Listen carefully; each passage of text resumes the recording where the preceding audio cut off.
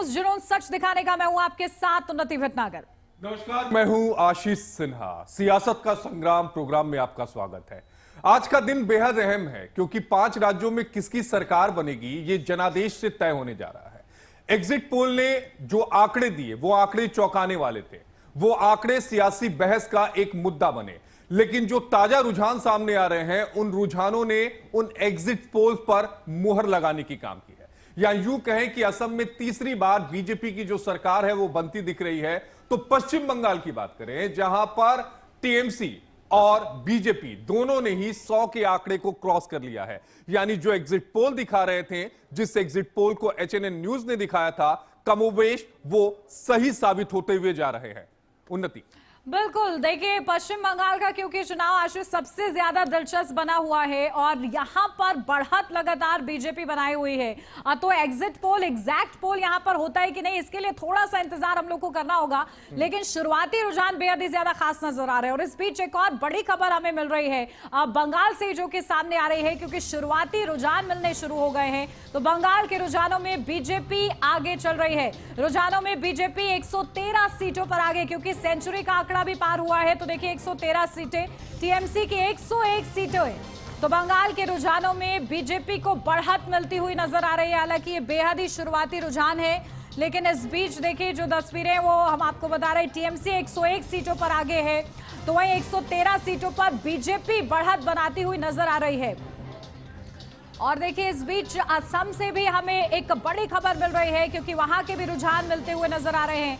असम में बीजेपी की half century, तो रुझानों में बीजेपी को देखिए 55 सीटें मिलती हुई नजर आ रही हैं और कांग्रेस 12 सीटों पर अभी टिकी हुई है। हालांकि जैसे जैसे दिन चढ़ता है क्या उलटफेर होता है ये देखना होगा, लेकिन शुरुआती रुझान एग्जिट पोल के हिसाब से चलते हुए खास तौर से असम और पश्चिम बंगाल में नजर आ रहे हैं। तो कहीं ना कहीं बीजेपी खेमा गदगद है, लेकिन अभी देखना होगा कि आगे क्या नतीजे सामने आते हैं और तस्वीर किस तरीके से साफ होती है।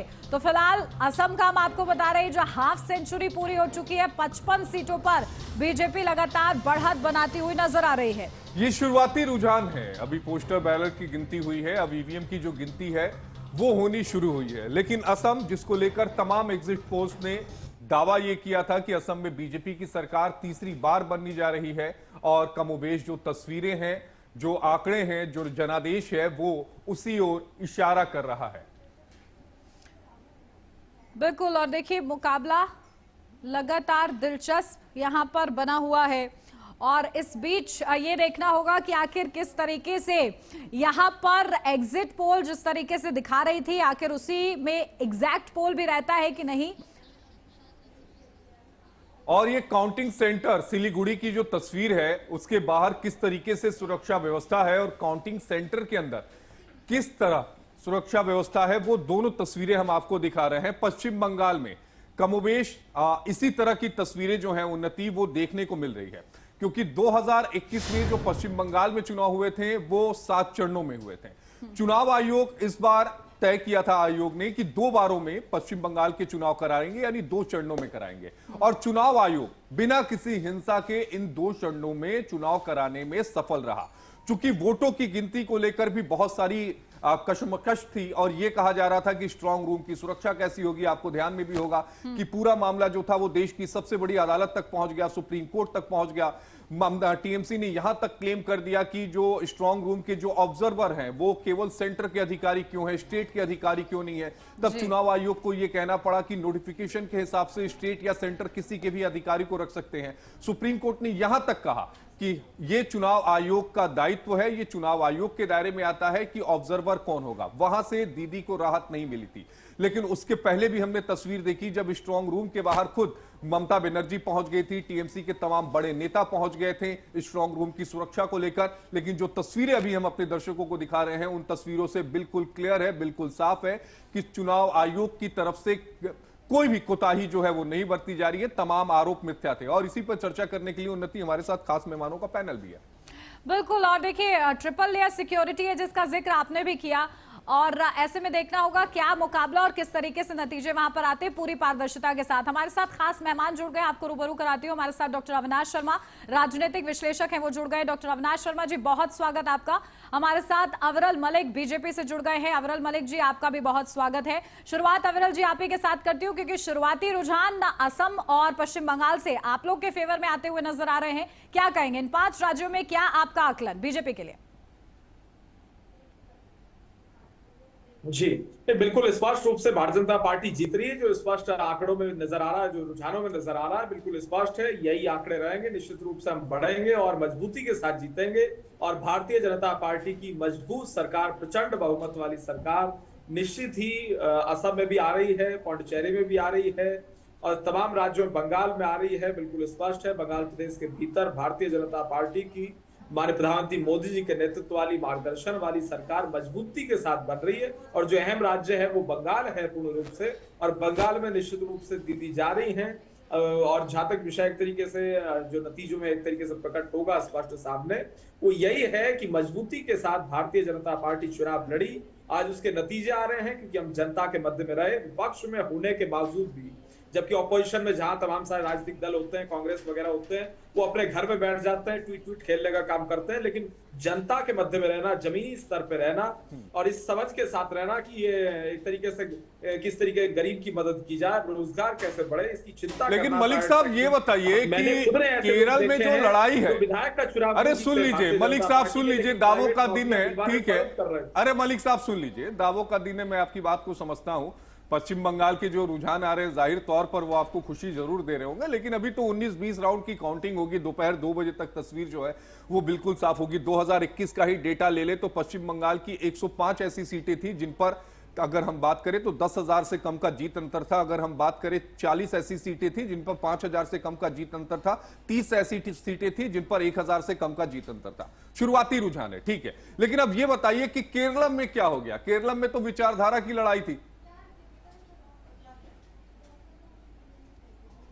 देखिए, वोट बैंक इंक्रीज हुआ, हमारा वोट परसेंटेज इंक्रीज हुआ और स्पष्ट रूप से दिखेगा, आपको नतीजों में दिखेगा। और 12 बजे 2 बजे के बाद 2 से 3 बजे, लेकिन यही बात आप पश्चिम बंगाल के लिए नहीं बोल रहे हैं, यही बात आप आसाम के लिए नहीं बोल रहे हैं, केरलम के लिए बात आप कह रहे हैं कि दोपहर 2 बजे तक के नतीजों का इंतजार करना पड़ेगा। पश्चिम बंगाल के लिए भी करना, जो वहां हमें उम्मीद थी वो अभी दिख रहा है। बिल्कुल, देखिए, जो वहां बंगाल में हमारी उम्मीद थी वो अभी से दिखनी शुरू हो गई, और जो केरल की हमारी उम्मीद है वो 2 बजे और 12 बजे के बाद स्पष्ट होती चली जाएगी, बिल्कुल स्पष्ट नतीजों में नजर आएगी। मतलब मलिक साहब, कड़वा मीठा मीठा गप गप, कड़वा कड़वा थू थू, ऐसा चलेगा? नहीं, आपको देखने के लिए मिलेगा। और अविनाश जी भी यहाँ पे मौजूद हैं विश्लेषक के नाते, और आप भी हैं, वो सब लोग हमारा पूरा पैनल देखेगा कि किस तरीके से भारतीय जनता पार्टी एनडीए मजबूती के साथ जीतेगा। चलिए, ठीक है। हर स्थान पे हमारा जो शानदार प्रदर्शन रहेगा स्पष्ट नजर। ठीक है अविनाश जी, पश्चिम बंगाल बीजेपी के लिए सबसे इंपॉर्टेंट है। अगर आज किसी राज्य पे चर्चा हो रही है, जिन 5 राज्यों के विधानसभा चुनाव के नतीजे आ रहे हैं, तो वो पश्चिम बंगाल है। पश्चिम बंगाल में प्रधानमंत्री नरेंद्र मोदी ने 22 रैलियां की, अमित शाह ने 66 रैलियां की, ममता दीदी ने 200 से ज्यादा जनसभाएं और रैलियां की हैं। लेकिन पश्चिम बंगाल का ये जो चुनाव है, वो चुनाव के नतीजे क्या कुछ तय करने वाले हैं, वो तो थोड़ी देर बाद क्लियर हो जाएगा। लेकिन अगर 2021 से तुलना करें तो जो अभी शुरुआती रुझान आ रहे हैं उसमें बीजेपी को बढ़त मिलती दिख रही है। हालांकि फाइट नेक टू नेक कभी भी है।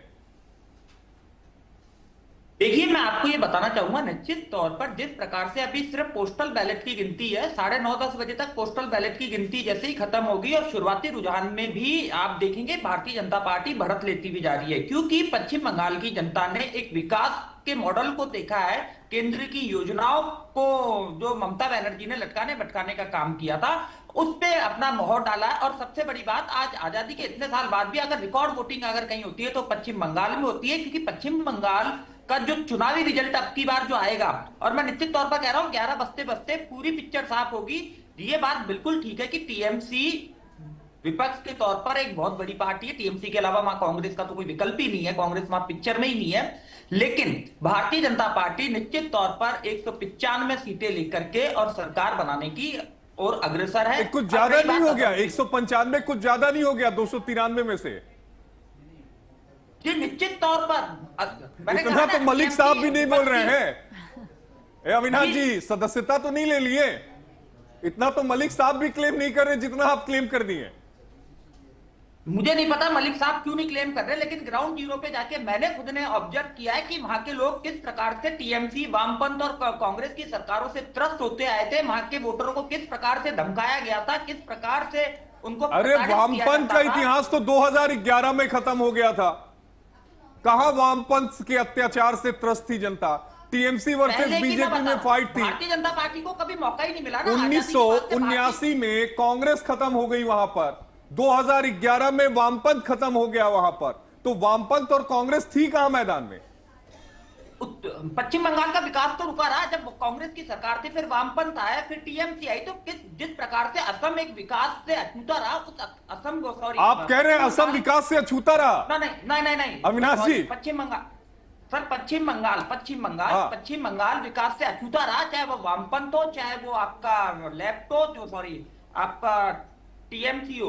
तो जिस प्रकार से पश्चिम बंगाल की जनता, और मैंने खुद ने ग्राउंड जीरो पे जाके देखा था कि और लोगों से बातचीत की, लोग बातचीत करने से भी घबरा रहे थे। लोगों ने ये निश्चित तौर पर कहा, बहुत ज्यादा बात करने के बाद, कि निश्चित तौर पर हमने हमारा वोट भारतीय जनता पार्टी को दिया है। और निश्चित तौर पर मैंने जैसे पहले भी कहा, टीएमसी बिल्कुल बराबर की फाइट है, लेकिन भारतीय जनता पार्टी 195 सीटें लेकर के आने में है और निश्चित तौर पर 11 बजे तक। अच्छा, एक चीज अविनाश जी ये बताइएगा कि क्या ये जो चुनाव है ये पूरी तरीके से हिंदू वोट जो था वो एक मुश्त एक तरफा पड़ा क्या बीजेपी को, या पूरी तरीके से कंसोलिडेट हुआ, ऐसा था क्या?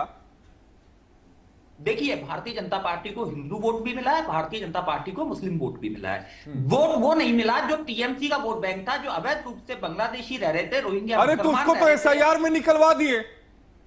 निश्चित तौर पर वही ममता मतलब आप ये कह रहे हैं कि चुनाव आयोग ने गलत लोगों को निकाल दिया, 91 लाख लोग वो गलत थे। निश्चित तौर पर वही ममता बनर्जी का वोट बैंक था, वही ममता बनर्जी का। तो फिर आप ये कैसे कह रहे हैं कि वो वोट नहीं मिला? जो वोट था ही नहीं वो वोट मिलेगा कैसे? एसआईआर हुआ ना, इसीलिए तो इन्होंने एसआईआर का विरोध किया। अच्छा। इन्होंने अवैध रूप से, इसीलिए तो इन्होंने विरोध किया एसआईआर का। और इसी एसआईआर के कारण आप देखिएगा कि भारतीय जनता पार्टी बिहार में भी सरकार बना करके गई, क्योंकि ये देश आपका है, ये उन्नति जी का है, ये अविरल जी का है, ये मेरा है। इस पे संसाधनों का अधिकार आपका, हम सबका है, ना कि अवैध रूप से कोई रह रहा है बांग्लादेशी या रोहिंग्या मुसलमान, उसको बाहर का रास्ता दिखाया। ये इन लोगों ने इनको पालने पोसने का काम किया। उसी का नतीजा है कि पश्चिम बंगाल में भी, क्योंकि वहां पे जो सभी समुदाय के लोग थे, चाहे वो हिंदू हो चाहे वो मुस्लिम हो, जो भी कम्युनिटी के लोग थे, वो प्रताड़ित थे, वो शोषित थे और उनको योजनाओं का लाभ नहीं दिया जा रहा था। निश्चित तौर पर अभी केंद्र 8वां वेतन आयोग देने की तैयारी में, वहां 7वां वेतन आयोग ही नहीं लगा। तो वहां का जो कर्मचारी है उसमें भी एक रोष का भाव था कि हमारे साथ हो क्या रहा है। और पश्चिम बंगाल को अगर आप देखते हैं, जाकर के आप देखिए ग्राउंड पे, तो आपको नजर आएगा कि पश्चिम बंगाल कितना पिछड़ा हुआ है। ना वहां उद्यम है, ना वहां रोजगार है। जी बिल्कुल। और देखिए, आप क्योंकि कह रहे हैं विकास से अछूता रहा है पश्चिम बंगाल, तो जनता क्या निर्णय लेती है देखना होगा। ठीक है, आप दोनों ही हमारे साथ बने रहिएगा, लौटते हो आपके पास। फिलहाल यह वक्त एक छोटे से ब्रेक का है, जल्द हाजिर होते हैं। आगे आ गया था।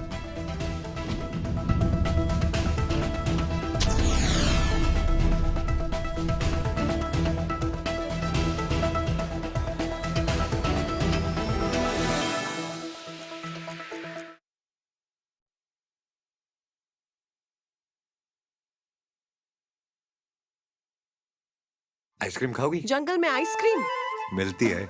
समर कूल रेफ्रिजरेटर, आप अपनी ड्यूटी निभाओ, ये अपनी ड्यूटी निभाएगा। समर कूल, लाइफ बनाए वंडरफुल। गोल्डी छोले मसाले, जहाँ जाए रिश्ते बनाए। गोल्डी लाए हैं फ्रेश लॉक टेक्नोलॉजी, जो रखे मसालों को हर समय फ्रेश। फर्श की टाइल्स को चेंज करो, बड़ी स्लिपरी हैं। थर्मोकूल वॉशिंग मशीन। थर्मोकूल, इंडिया का नया अंदाज। जब सत्ता सवालों से कतराए,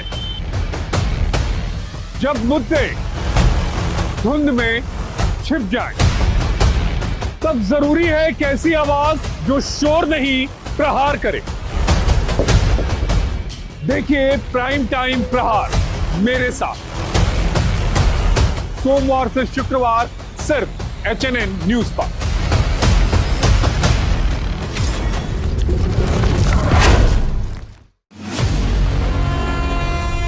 जहां हर सुबह के साथ उठते हैं नए सवाल, जहां हर ओर गूंजती है जनता की आवाज, गांव की चौपाल हो या सत्ता का दरबार, सियासी आग हो या रिश्तों का जहर, देश के सबसे बड़े सूबे की 5 बड़ी खबर। यूपी बोलता है HNN न्यूज पर सुबह 8 बजे।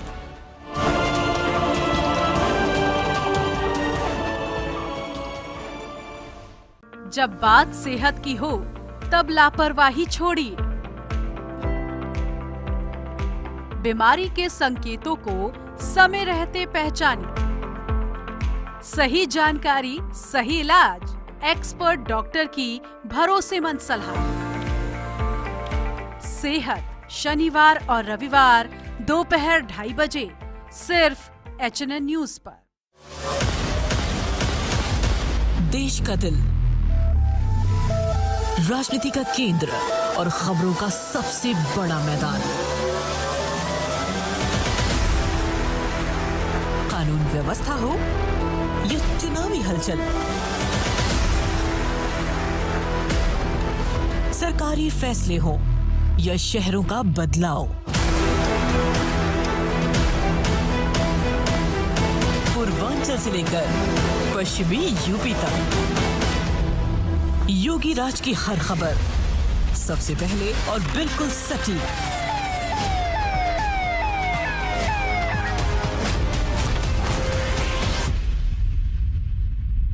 क्योंकि जब यूपी बोलता है तब पूरा देश सुनता है।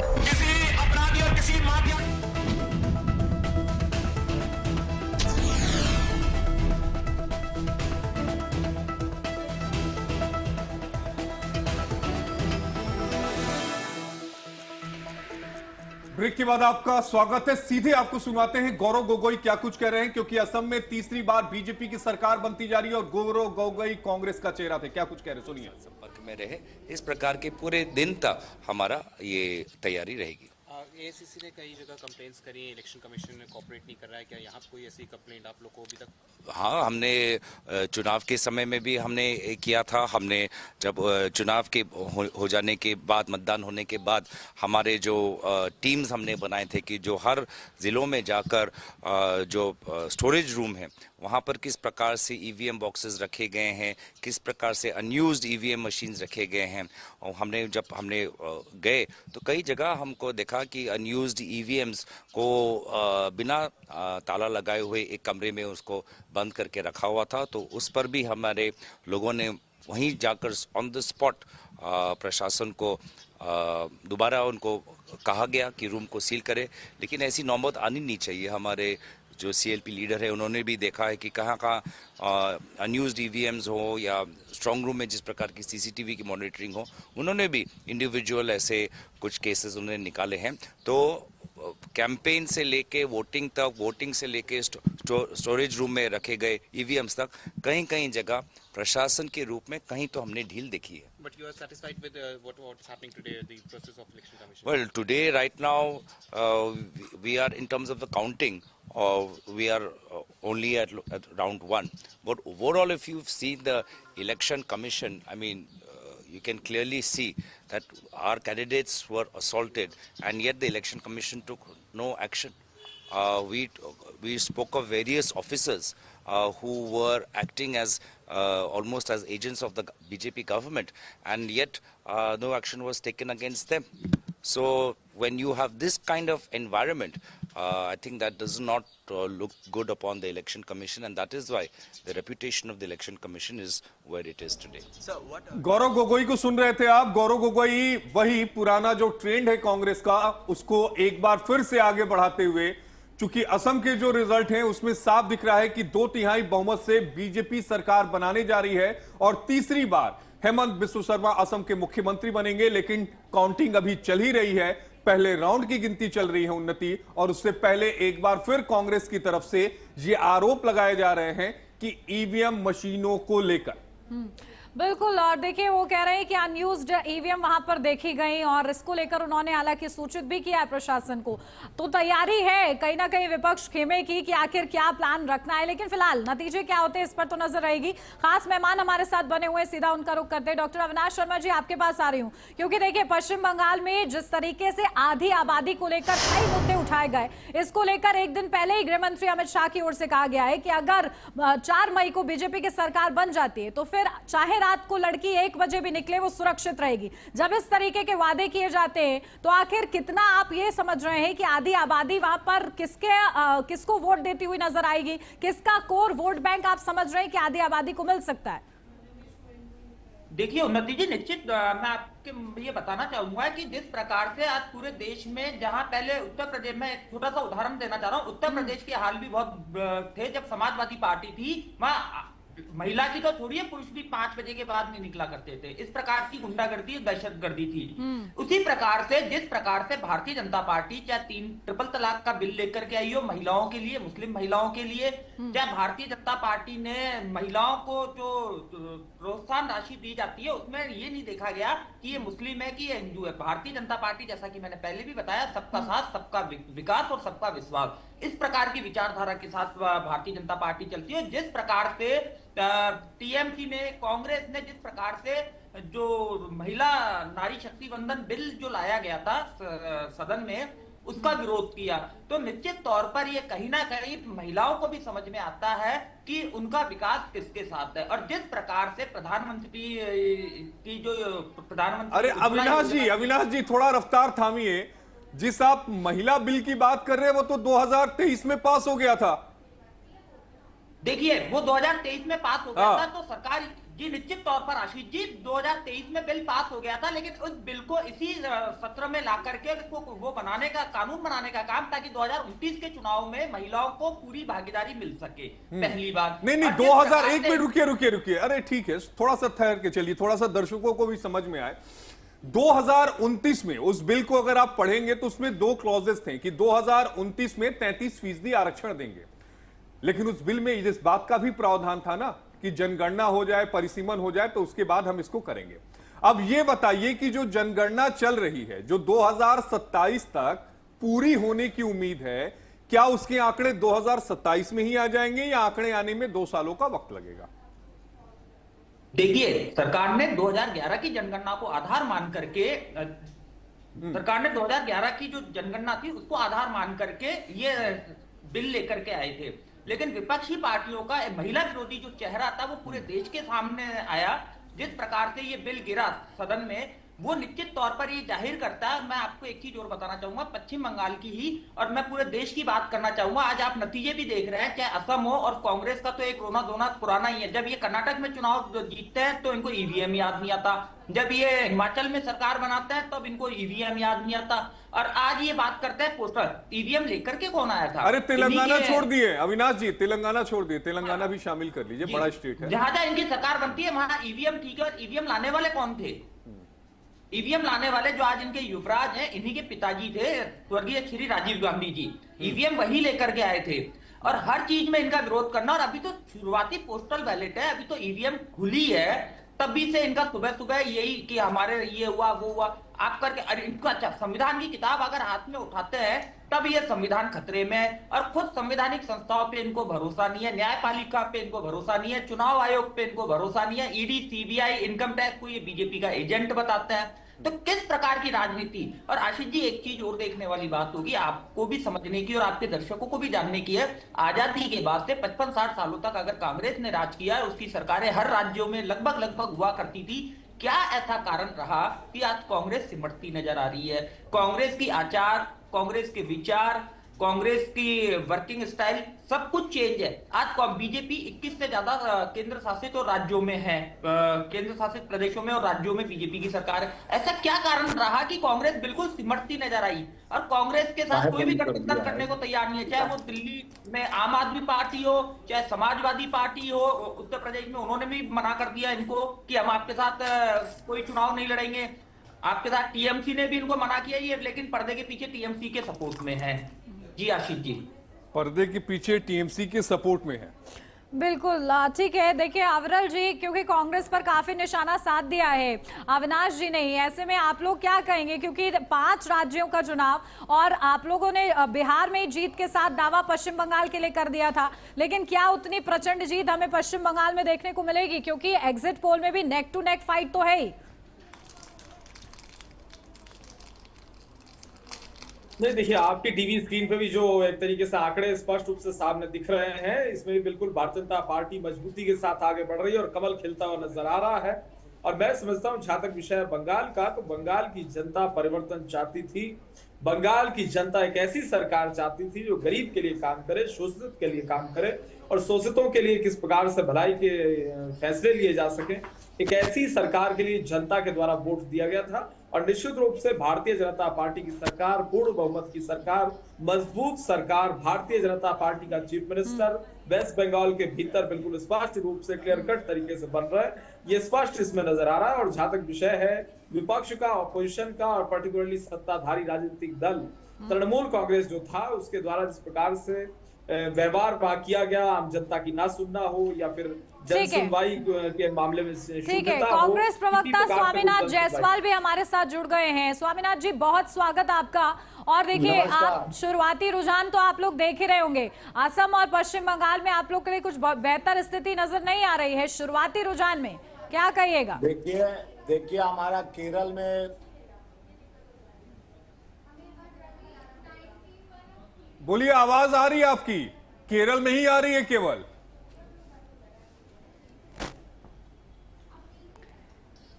केरला से थोड़ी सी दूरी है दिल्ली की, और ब्रेक के बाद एक बार फिर उन तक पहुंचेंगे और एक बार उनसे समझने की कोशिश करेंगे कि क्या कुछ हो गया असम में, क्योंकि असम में एंटी इनकम्बेंसी थी, ऐसा दावा था कांग्रेस पार्टी का, लेकिन जो रुझान आ रहे हैं वो साफ बता रहे हैं कि बीजेपी हैट्रिक लगाने जा रही है। बहुत छोटे से ब्रेक के लिए रुकते, ब्रेक के बाद फौरन हाजिर होते हैं।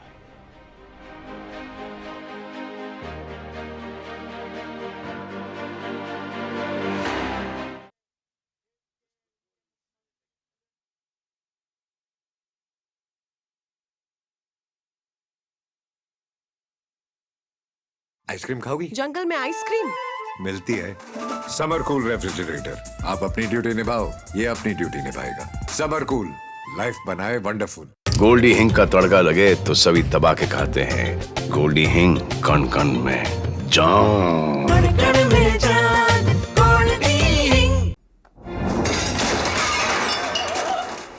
फर्श की टाइल्स को चेंज करो, बड़ी स्लिपरी हैं। थर्मोकूल वॉशिंग मशीन। थर्मोकूल, इंडिया का नया अंदाज। अबे घोचू, जी के स्ट्रॉन्ग करने का अथा इंडिया को मालूम है। पेट सफा, हर रोग दफा। देख लीजिएगा।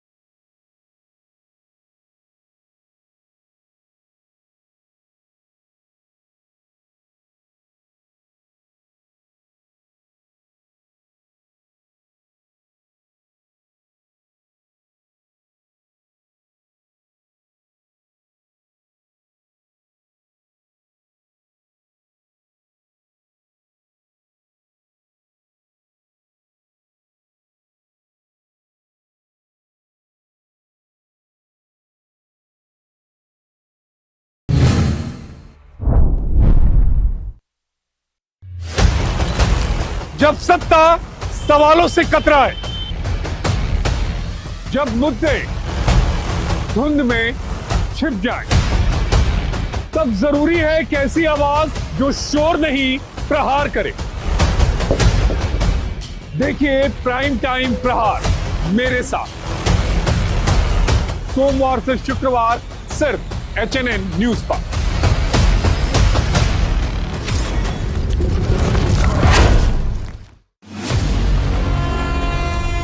जहां हर सुबह के साथ उठते हैं नए सवाल,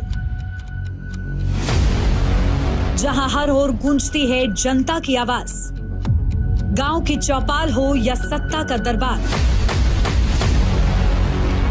सियासी आग हो या रिश्तों का जहर, देश के सबसे बड़े सूबे की 5 बड़ी खबर। यूपी बोलता है HNN न्यूज पर सुबह 8 बजे।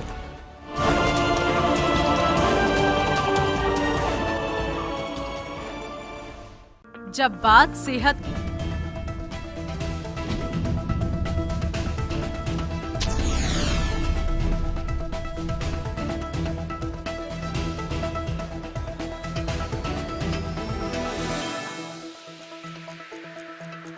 बाइफर्केशन हुआ है और जो साउथ बंगाल और कुछ बिहार जो मुस्लिम ज्यादा टीएमसी को दे रहा है इनिशियली, लेकिन जिस तरीके से 90-95% हुआ था उनका 21 में 24 में, उस तरीके से कंसोलिडेशन नहीं है, क्रैक है। ईवीएम पे आरोप लगाना शुरू हो गया है टीएमसी की तरफ से कई लोग। वो झूठा बात छोड़िए, ठीक है।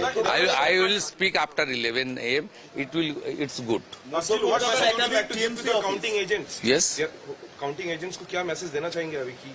धैर्य रखना चाहिए, ये कुछ नहीं है, ये सब इनिशियल ट्रेंड है, बहुत आगे जाना है, पूरा इतना सब माने कूल एंड काम। In Nandigram, you're leading by 3,000 votes in the first round. Yes. Clean sweep, दादा clean sweep नंदीग्राम। ये मेरा आंकड़ा है ना, वहाँ 5 मुसलमान बूथ था आउट ऑफ 14 जो काउंट हुआ। मुसलमान बूथ में भी टीएमसी को हालत खराब कर दिया नंदीग्राम, मुसलमान बूथ में भी खराब कर दिया। ये मेरा थोड़ा सिग्नल था, ज्यादा दिन तक लोग को इस गुमराह करने नहीं हो सकता। প্রথম দিকে যা ট্রেন্ড তাতে করে মধ্য কলকাতার বেশ কিছু তৃণমূল অফিস সেগুলো ফাঁকা হচ্ছে ধীরে ধীরে। না, I am not passing any comment. কেন বহুদলীয় গণতন্ত্রে কেন? तो देखिए, ज्यादा दिन तक लोगों को गुमराह नहीं किया जा सकता है, शुभेंदु अधिकारी को कहते हुए आप सुन रहे थे। और इसी के साथ नंदीग्राम से और भवानीपुर सीट से लगातार जीत का दावा करते हुए वो नजर आए हैं। और इन दोनों ही सीटों पर दिलचस्प बात यह है कि बढ़त है। नंदीग्राम वो सीट जिस पर शुभेंदु अधिकारी का गढ़ कहा जाता है, नंदीग्राम वो सीट जहां पर 2021 में उन्होंने मुख्यमंत्री ममता बनर्जी को 2000 वोटों से हराया था। लेकिन इस बार भवानीपुर वो जगह जो ममता बनर्जी का गढ़ है, या यूं कहें कि ममता बनर्जी का वो किला है जहां खुद ममता बनर्जी रहती हैं, उस गढ़ में जाकर, उस किले में जाकर ममता बनर्जी को चुनौती दी। ना सिर्फ चुनौती दी है, बल्कि जो रुझान आ रहे हैं उन रुझानों में उन्नति शुभेंदु अधिकारी जो है वो बढ़त बनाए हुए हैं। और इसके पीछे वजह है क्योंकि शुभेंदु अधिकारी ने अपनी पूरी ताकत भवानीपुर में झोंक दी थी। हर एक नुक्कड़ पर गए, हर एक घर में गए, हर एक गली में गए, हर एक कस्बे में गए, हर जगहों पर शुभेंदु अधिकारी देखने को मिले थे। यही वजह है कि ममता बनर्जी जो 2000 अगर हम 21 की बात करें, जब वहां पर उपचुनाव हुए थे, तो जिस उपचुनाव में उन्होंने 53,000 से ज्यादा वोटों से बीजेपी की प्रत्याशी को चुनाव हराया था, उस सीट पर ममता बनर्जी जो है वो पीछे नजर आ रही है। उन्नति बिल्कुल। और देखिए, इस बार भी क्योंकि मुकाबला यहां पर भवानीपुर सीट पर खासा दिलचस्प बना हुआ है। ममता बनर्जी हैं, शुभेंदु अधिकारी हैं, कभी टीएमसी में भी वो रहे लेकिन अब बीजेपी के साथ हैं। और पश्चिम बंगाल का अगर जिक्र करें, आप बेहतर तरीके से समझाइए दर्शकों को, क्योंकि पश्चिम बंगाल का अगर जिक्र करें तो वहां पर कोई बड़ा चेहरा ममता बनर्जी को सीधे टक्कर देने के लिए ज्यादा नहीं था, लेकिन शुभेंदु। झूठा बात छोड़िए, ठीक है। I will speak after 11 AM, it's good.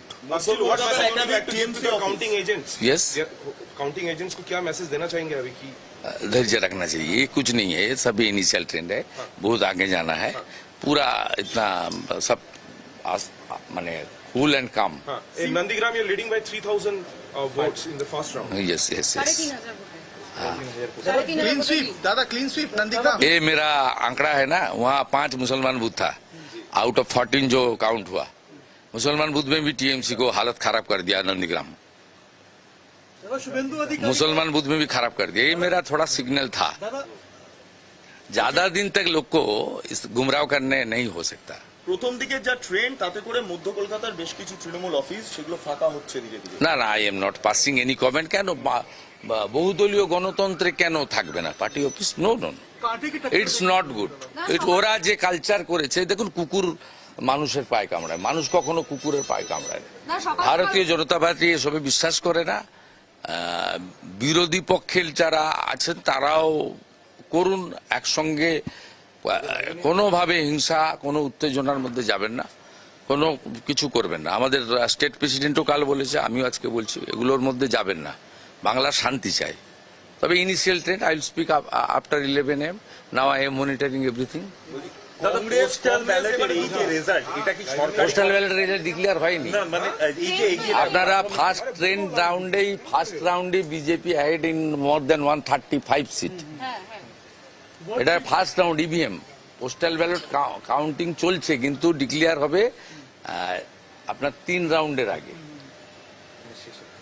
শেষের 3 রাউন্ডে दादा सीटों का एक्सपेक्टेशन कुछ जिस तरीके से आंकड़ा बढ़ रहा है सरकार हो रहा है, अभी ये बोलना ठीक नहीं है, जल्दीबाजी हो जाएगा। সকাল সকাল রাজ্যবাসীর উদ্দেশ্যে কি বার্তা দেবেন আজকে?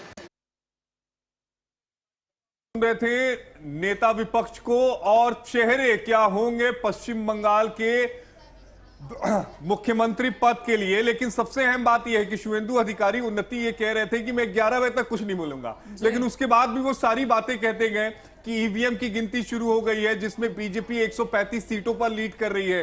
दूसरी बात उन्होंने कही कि बंगाल जो है वो शांति चाहता है। तीसरी बात, जो मनुष्य है, जो बंगाली में वो कह रहे हैं कि वो जो मनुष्य है वो कुत्ता नहीं हो सकता, कुत्ता मनुष्य नहीं हो सकता।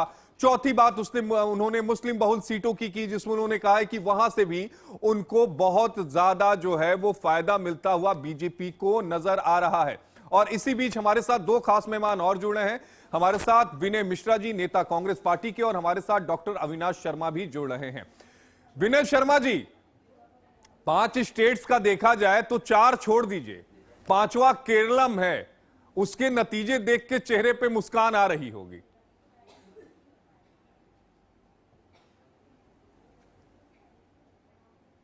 विनय मिश्रा जी, आवाज आ रही है आपको? विनय मिश्रा जी, अनम्यूट करिए।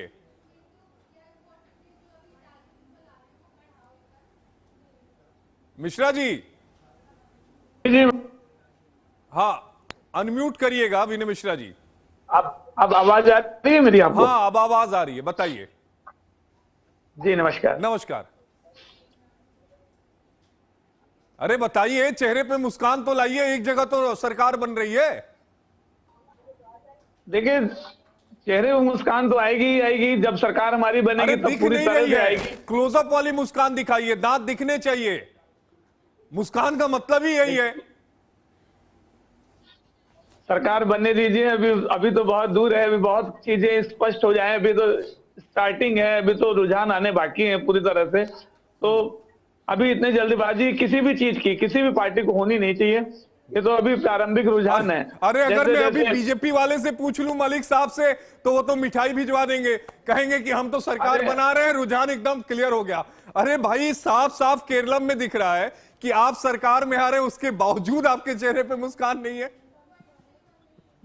बात मुस्कान की नहीं है, बात तो रिजल्ट आने की है। मुस्कान तो देखिए हमेशा बनाए रखनी चाहिए। तो फिर तो 3 बजे तक इंतजार करना पड़ेगा। 2 से 3 बजे से पहले कुछ नहीं होने वाला। अब केरल की जनता जिस तरह से, केरल में जिस तरह की सरकार चल रही थी, और जैसे भारतीय जनता पार्टी हो या अन्य, जिस तरह जिन लोगों ने भी अपनी अपनी ताकतें लगाई, आप केरल की जनता देखिए, बाकी राज्यों की तो मैं नहीं कह सकता, लेकिन केरल की जनता जिस तरह से शिक्षित है और वो समझ रही है कि किसे हमें अपना प्रतिनिधि चुनना चाहिए और किसे नहीं चुनना चाहिए, उसके अनुसार हमारी सरकार बनते हुए दिख रही है। और हम पूरे विश्वास में हैं कि हम वहां सरकार बनाएंगे। अरे बीजेपी के लिए क्या कह रहे हैं? बीजेपी तो 0 पे थी, रुझानों में 11 सीट मिल रही है, तो उसके लिए तो कुछ भी मिले। देश की जनता अशिक्षित है क्या? बाकी देश की जनता अशिक्षित है? अरे ठीक है, अरे सुन लीजिए, शिक्षा का स्तर ज्यादा है, स्लिप ऑफ टंग है, थोड़ा माफी भी कर दिया करिए। आप लोग काहेला कांग्रेस पे विपक्ष है, समझ सकते हैं। जी बताइए। देश की जनता तो जनता शिक्षित है और बाकी देश की जनता अशिक्षित है। अरे शिक्षित तो छोड़ दीजिए, आपके नेता ही अशिक्षित हैं। अरे आपके नेता ही फर्जी डिग्री लेके घूमते हैं। ये आपकी गलती नहीं है, आपके राष्ट्रीय अध्यक्ष वो नहीं है क्या? आपको नहीं लगता कि ऐसा कर चुके हैं? जिसी का नतीजा है उसी का नतीजा है। आपको नहीं लगता कि केरल की, आपको क्या लगता है केरल की जनता शिक्षित नहीं है? महाराष्ट्र की, बिहार की जनता अशिक्षित है। नहीं, मैंने तो ऐसा कहा ही नहीं, ऐसा आप कह रहे हैं। केरल की जनता शिक्षित का, लेकिन बिहार का आपको जो मानना है वो मान लीजिए। शिक्षित है, बाकी देश की जनता शिक्षित है। 7वीं पास है। मैंने क्या कहा, आपको जो मानना है वो मान सकते हैं, ये आप पर निर्भर है। मैंने इसको कहना था, मैंने इसको कहा। अब आप क्या अनुमान लगा रहे हैं, ये आपकी सोच पर डिपेंड करेगा। मेरी सोच, आप ही ने कहा केरल की जनता शिक्षित है। मैंने कहा, बिल्कुल कहा मैंने, मान लीजिए मैंने आपको कहा कि आप ये आप सोच रहे हैं ना, ये आपका सोचना है ना, मैंने तो नहीं कहा। अध्यक्ष जी कह चुके हैं, आपके राष्ट्रीय अध्यक्ष जी कह चुके हैं ये बात। राष्ट्रीय अध्यक्ष जी जो कह चुके हैं, देखिए अपने अपने परसेप्शन है। आपके नेता क्या कहते हैं क्या नहीं कहते हैं, मैं अगर एक एक बयान पे आ जाऊं ना, मैं आपके एक एक बयान पे आ जाऊं ना, कहीं सुनिए तो, कहीं पे वो गौभक्त बनते हैं, कहीं पे गाय माता मानते हैं, कहीं पे गाय का जो बीफ है उसको खाने पर प्रतिबंध नहीं लगाते हैं। ठीक है, चलिए लौटते हैं आपके पास, लेकिन इस बीच तमिलनाडु से एक बड़ी खबर सामने आ रही है। शुरुआती रुझान, जहां तमिलनाडु के रुझानों में टीवी के आगे तो विजय की पार्टी टीवी के 84 सीटों पर बढ़त के साथ आगे है। AIADMK 64 सीटों पर आगे, स्टलन की पार्टी डीएमके तीसरे नंबर पर है।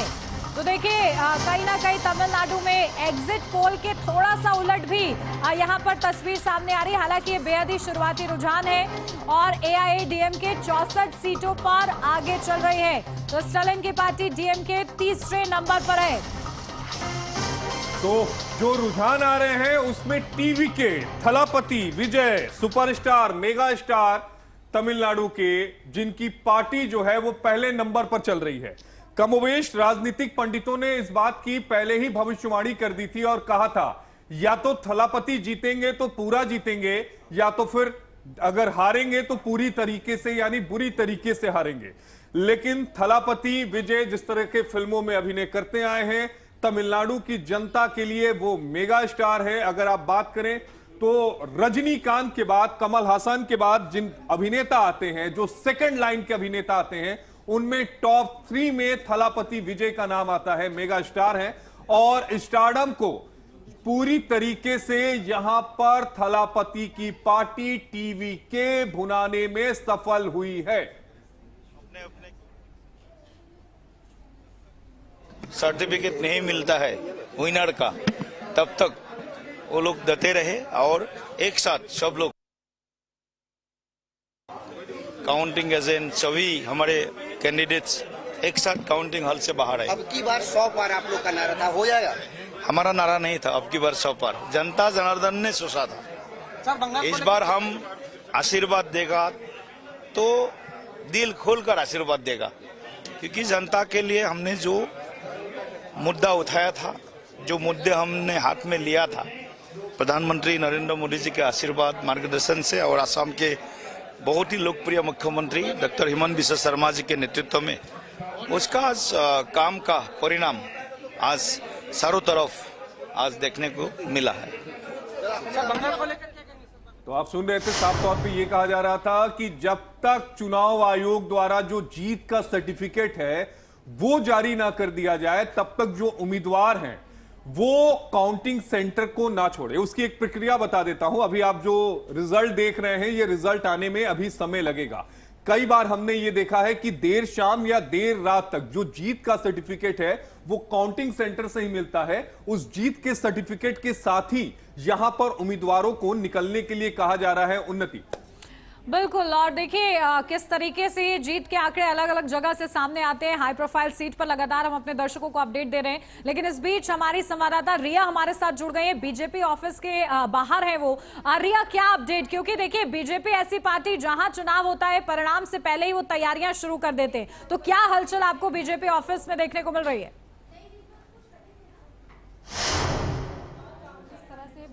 पार्टी की बात अगर हम करें तो अभी बीजेपी कार्यालय में पूरा जश्न माहौल देखा जा रहा है और लगातार जो तमाम नेता और मंत्री यहां पर पहुंच रहे हैं वो एक तरीके का व्यक्तित्व रख रहे हैं, जिसमें उनका सीधे तौर से ये कहना है कि पश्चिम बंगाल में परिवर्तन इस बार होने वाला है और एक बड़ी मात्रा में जो पश्चिम बंगाल है वो अब विकास की उम्मीदों को देखेगा। क्योंकि भारतीय जनता पार्टी का ये आरोप है कि अभी तक जो वहाँ की जनता रही है उन्होंने काफ़ी स्लो विकास देखा है, लेकिन अब एक जन समर्थन जो है वो भारतीय जनता पार्टी को बंगाल में मिलता नज़र आ रहा है। इस वजह से जो बंगाल है उसमें कहीं ना कहीं पर परिवर्तन होगा और भाजपा मुख्यालय में कल से ही जो तैयारियां हैं वो शुरू हो चुकी हैं और आज तैयारियां और भी जोरों शोरों से नज़र आ रही हैं, जहां पर तमाम लगातार जो तैयारियों की तस्वीर दिखाइए रिया, वहां पर पहुंच रहे हैं और अपना रिया तैयारियों की तस्वीर दिखाइए, किस तरह की तैयारियां हैं? जी जी देखिए, अभी हम भाजपा मुख्यालय में मौजूद हैं और यहाँ पर जो तैयारियां हैं उनमें ये पूरी एक बीजेपी की जो रो है वो बनाई गई है, जिसमें अलग अलग तरीके से बीजेपी के जो तमाम नेता हैं वो यहाँ पर बैठे हुए हैं और लगातार अपने व्यक्तित्व को रख रहे हैं। नहीं रिया, ये जो तस्वीरें आ रही हैं ये वो तस्वीरें हैं जिसमें अलग अलग चैनलों पर बैठने के लिए बीजेपी के प्रवक्ता बैठते हैं, उसमें एक हमारा भी होगा। तैयारियां क्या है जश्न की, वो तैयारियां दिखाइए आप। जी देखिए, अभी हम मौके पर फिलहाल बीजेपी मुख्यालय से बाहर ठीक है, वो तस्वीरें लेकर आइएगा, उसके बाद हम आपके पास आएंगे। रिया के पास चलेंगे उन्नति। अभी वो तस्वीरें हम दिखाएंगे कि किस तरह से जीत की तैयारियां, जीत के जश्न को मनाने की वहां पर बीजेपी की तरफ से तैयारी है। और यह भी तय मान के चलिए उन्नति कि अगर आज बीजेपी बंगाल जीतती है तो प्रधानमंत्री नरेंद्र मोदी का स्वागत भव्य तरीके से बीजेपी के हेडक्वार्टर में होगा और प्रधानमंत्री नरेंद्र मोदी वहां से संबोधित भी करेंगे। उन्नति बिल्कुल, देखिए जीत का जश्न हर बार हम लोगों ने देखा और दिल्ली में क्या हलचल रहेगी इसकी अपडेट हम समय समय पर लेते रहेंगे। रिया से हमारे साथ खास मेहमान भी बने हुए हैं, डॉक्टर अविनाश पांडे हमारे साथ बने हुए राजनीतिक विश्लेषक हैं। अविनाश जी, देखिए क्योंकि दिन चढ़ रहा है और जिस तरीके से आंकड़े बढ़ते हुए नजर आ रहे हैं, क्या इशारा कर रहे हैं? असम और पश्चिम बंगाल का तो हम लोग जिक्र कर रहे हैं, तमिलनाडु में टीवी के जिस तरीके से बढ़त बनाए हुए हैं, और ये आपको क्या लग रहा है? क्योंकि एक अभिनेता जब मैदान में उतरता है तो उसका एक प्रभाव होता है और वो प्रभाव हमें देखने को मिल रहा है शुरुआती रुझानों में। देखिए उन्नति जी, आप ही के चैनल में मैंने इस बारे में भी कई बार कहा है कि निश्चित तौर पर इस बार जो डीएमके है उसकी वापसी होना बड़ा मुश्किल काम था, क्योंकि टीवी के एक नई पार्टी बनकर के उभरी है। और निश्चित तौर पर ये कहा जा सकता था, मैंने कई बार कहा कि जैसे केरल के लिए मैंने कल भी आपके चैनल के माध्यम से कहा था कि केरल कांग्रेस के खाते में जाने वाला है। और ऐसे ही टीवीके के लिए भी मैं आपको आज बता रहा हूँ सुबह कि इस प्रकार से टीवीके की बहुत अच्छी वापसी है, मतलब वापसी क्या, नई पार्टी है वो। और निश्चित तौर पर तमिलनाडु की जनता ने टीवीके के ऊपर भरोसा जताया है, क्योंकि देखिए एक तो एंटी इनकम टैक्स का फैक्टर वहां पे था। निश्चित तौर पर डीएमके के लिए ये बहुत बड़ी एक चुनौती बनकर के था। तो निश्चित तौर पर ये कहा जा सकता है कि टीवीके वहां सरकार बनाने में है। और केरल की रही बात, तो केरल के लिए हमारे जो कांग्रेस के प्रवक्ता है वो निश्चित तौर पर खुश होना चाहिए उनको कि उनकी पार्टी 5 राज्यों में से एक राज्य में तो है। बिल्कुल, और देखिए एआईएडीएमके भी अच्छा प्रदर्शन फिलहाल शुरुआती तौर पर कम से कम डीएमके से तो करती हुई नजर आ रही है।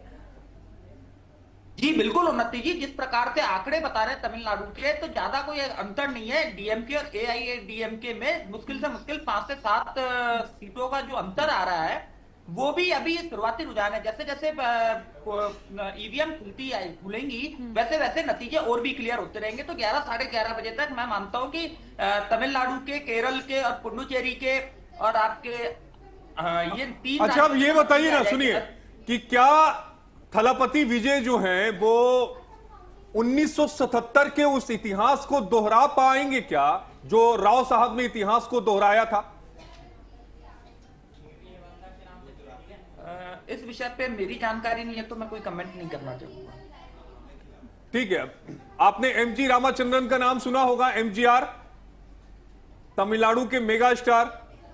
1979 में 77 की बात है जब उन्होंने एआईडीएमके की जो पार्टी की स्थापना की और वो पहली बार चुनाव में उतरे थे एमजीआर साहब, जो मैंने ऑटोबायोग्राफी पढ़ी है और जो मुझे जानकारी है, और पहली बार चुनाव में उतरे और पहली बार में ही वो मुख्यमंत्री बने थे। 1987 तक लगातार 3 बार मुख्यमंत्री बने। 1991 में उसकी कमान जय जयललिता को गई थी। मैं वही तुलना कर रहा था कि क्या एमजीआर के बराबर थलापति को देख रही है क्या तमिलनाडु की जनता? निश्चित तौर पर जिस प्रकार से जो रुझान आ रहे हैं, उन रुझानों को देखते हुए लगता है कि तमिलनाडु की जनता ने टीवी के ऊपर भरोसा जताया है। जिस प्रकार से वहां पे जो एंटी इनकम टैक्स का फैक्टर था और जो इनका जो एक विजन था टीवी के पार्टी का, और ये निश्चित तौर पर अकेले एक अपने चेहरे पे ही इतना ज्यादा अगर ये लीड ले रहे हैं तो ये निश्चित तौर पर एक बहुत बड़ी बात है। ठीक है, मलिक साहब से भी एक रिएक्शन ले लेते उन्नति। बिल्कुल, और देखिए क्या कहेंगे अविरल मलिक जी, क्योंकि लगातार देखिए आप मोबाइल देख रहे थे, कुछ अपडेट आ रहा है क्या बीजेपी के लिए आपके पास? नहीं, बिल्कुल निश्चित ही जो अपडेट है मैं समझता हूँ बहुत ही अच्छा है। भारतीय जनता पार्टी जीत रही है, पौंडीचेरी भी जीत रही है, असम भी जीत रही है और सरकार बना रही है, और वेस्ट बंगाल में भी हमारी सरकार बन रही है और साउथ में भी बहुत अच्छा परफॉर्म कर रही है। तो बहुत ही अच्छा अपडेट है। और ग्राउंड लेवल की जो बात है, ग्राउंड से तो बिल्कुल स्पष्ट रूप से यही है कि अगर वेस्ट बंगाल की बात कर ली जाए तो वेस्ट बंगाल के जितने आप सोशल मीडिया की बात कर लीजिए, वहां के व्हाट्सएप फेसबुक जो रीजनल है उनकी बात कर लीजिए, हर व्यक्ति यही कह रहा था हमेशा निरंतर कि भारतीय जनता पार्टी की यहाँ सरकार बनेगी और 200 प्लस जाएंगे। जो निचले स्तर के जो अनबायस्ड लोग हैं वो भी यही कह रहे थे, जो मेरे पर्सनल कॉन्टैक्ट के लोग हैं वो भी यही बता रहे। मलिक साहब ये सब छोड़िए, अंदर की बात बताइए, टीवीके से बात शुरू हो गई क्या तमिलनाडु के लिए? देखिए, एनडीए की सरकार मजबूती के साथ वहां तमिलनाडु में बने, जो नेक टू नेक फाइट स्पष्ट दिख रही थी, जो एग्जिट पोल भी स्पष्ट एक तरीके से नजर आ रहा था। तो ये लाजमी है एनडीए की सरकार अधिकतर राज्यों में बने, ये पूर्ण रूप से हमारा प्रयास नहीं। देखिए 3 राज्यों में तो बनती हुई दिख रही है, पश्चिम बंगाल, असम और पुडुचेरी। केरला में ठीक है, आपको जो भी मिला आपके लिए गेन है। अगर आप दहाई के भी आंकड़े पर पहुंच जाते हैं तो वो आपके लिए बहुत बड़ा गेन होगा। लेकिन सवाल तमिलनाडु का है, मौका है, मुझे लगता है अंदर खाने बातचीत शुरू हो गई होगी। देखिए, भारतीय जनता पार्टी को जनता ने वोट दिया, आज नतीजे का दिन है, स्पष्ट रूप से सामने आएगा। एनडीए मजबूती के साथ उभरेगा, ये बिल्कुल स्पष्ट है। साउथ में हमारा वोट परसेंटेज इंक्रीज होगा, ये स्पष्ट रूप से देखने को मिलेगा। ठीक, उन्नति। बिल्कुल, देखिए या फिर ये समझा जाए अविरल मलिक जी की डीएमके अगर सेटबैक मिलता है डीएमके को तो वो ज्यादा इंपॉर्टेंट हो जाएगा आप लोग के लिए वहां पर, भले ही आप लोग को जीत मिले ना मिले, ऐसा कुछ? देखिए, सनातन का जो अपमान करता है निश्चित रूप से जनता उसे यही सुनना चाह रहे थे, क्योंकि जिस तरीके से वहां पर बयानबाजियां हुई हैं और आप लोगों ने दिल्ली से दहाड़ लगाई है, उसके बाद आप लोग ये तो नहीं चाहेंगे कि डीएमके जीते, भले ही टीवी के जो है आगे बढ़ रही है। बिल्कुल स्पष्ट है, जो सनातन का अपमान अगर इस देश में होगा, मेजॉरिटी पॉपुलेशन का अपमान होगा, जनता का अपमान होगा, हिंदुओं का अपमान होगा, देवी देवताओं का अपमान होगा, धर्म का और एक तरीके से हमारी संस्कृति का जो सनातन धर्म है उसका अपमान किया जाएगा या हमला बोलने का प्रयास किया जाएगा, तो जनता वोट के माध्यम से हमला बोलेगी। जनता के पास एक ही वेपन है, एक ही हथियार है और वो है वोट का हथियार। ईवीएम के माध्यम से जब जनता बटन दबाती है, वोट देने का काम करती है, तो निश्चित रूप से चोट करती है ऐसे लोगों के ऊपर जो किसी प्रकार से मेजॉरिटी पॉपुलेशन का अपमान कर रहे हैं, संविधान विरुद्ध बयान दे रहे हैं। जी बिल्कुल ठीक है। और इसी पर डॉक्टर अविनाश जी आपके पास आ रही हूँ, क्योंकि जिस तरीके से हम लोग ये देख रहे हैं हिंदू मुसलमान की जो राजनीति, कुल मिलाकर जो तुष्टीकरण की राजनीति वो असम में भी, पश्चिम बंगाल में भी उसके आरोप प्रत्यारोप लगातार जारी रहे हैं, क्या ये अपीलिंग फैक्टर रहता है चुनाव में, और खासतौर से जो अभी शुरुआती रुझान आ रहे हैं अगर वो सटीक हो रहा है तो? देखिए उन्नति जी, जो हिंदू मुसलमान की बात अभी आपने की, निश्चित तौर पर ये काम विपक्षी पार्टियों का है। उन्हीं ने हिंदू मुसलमान में लड़ाना, हिंदू अगड़ों को पिछड़े से लड़ाना, दलित को किसी और से लड़ाना, जातिगत बांटने का काम ये कांग्रेस पार्टी शुरू से करती रही है, क्योंकि कांग्रेस पार्टी का जो एक मूल तत्व है, क्योंकि ये डिवाइड एंड रूल वाली पॉलिसी कांग्रेस पार्टी ने खेली है। और हिंदू मुसलमान, भारतीय जनता पार्टी को जितना मैं जानता हूं, भारतीय जनता पार्टी सबका साथ, सबका विकास और सबके विश्वास वाली पार्टी है। यहाँ सभी पार्टियों, सभी धर्मों के लोग, इसीलिए यूजीसी का नया लॉ लेकर आ गए थे ना, सबका साथ सबका विकास आप लोग करते हैं, याद है ना, जो सुप्रीम कोर्ट ने रोक लगाई। देखिए आशीष जी, आप भूलिएगा मत, मैं बता रहा हूं क्योंकि मामला भी लंबी तौर पर बांटने का काम कांग्रेस जैसी पार्टियों ने किया, हिंदू को। अब वो बांटने का काम था, जो यूजीसी का नया कानून लाया गया वो बांटने का काम था। ठीक है, प्लीज अपनी बात पूरी करिएगा। निश्चित तौर पर मैंने बताया, जितना मैं भारतीय जनता पार्टी को जानता हूं, भारतीय जनता पार्टी में सभी धर्मों के लोग हैं, चाहे वो सिख हो, चाहे वो ईसाई हो, चाहे वो आपके मुस्लिम हो, सभी को बराबर प्रतिनिधित्व दिया। भारतीय जनता पार्टी की जो योजनाएं हैं, जो सरकार की योजना है, वो निश्चित तौर पर अंतिम छोर पे बैठे हुए व्यक्ति तक भी पहुंचती है, चाहे वो किसी भी जाति का हो, किसी भी धर्म का हो, किसी भी मजहब का हो। अच्छा शर्मा जी, अपने ब्रेक का वक्त हो गया है, जरा ये बताइएगा कि हम आप उन्नति, चाहे मलिक साहब, हम सभी मिडिल क्लास के लोग हैं, हमारे पास कितनी योजनाओं का लाभ पहुंचता है? ईमान से बताइएगा, दिल पे हाथ रख के बताइएगा। और वो योजनाएं मुझे आप बता दीजिए, दिल पे हाथ रख के योजनाएं बता दीजिए जिनका लाभ आपको मिला है। मैं सुन रहा हूं, मैं ब्रेक बाद में लूंगा, मैं आपको मौका दे रहा हूं, आप प्लीज बोलिए, मैं सुन रहा हूं। मेरे से है, अविरल जी से सवाल है। ठीक है, चलिए मलिक साहब मैं आऊंगा आपके पास, वक्त एक ब्रेक का हो गया, ब्रेक के बाद फौरन हाजिर होते हैं। सियासत का संग्राम, हमारा प्रोग्राम यूं ही जारी रहेगा। नजरें HNN पर रखिए, क्योंकि सबसे विश्वसनीय आंकड़े आपके टेलीविजन स्क्रीन पर हमारे जरिए आते हैं।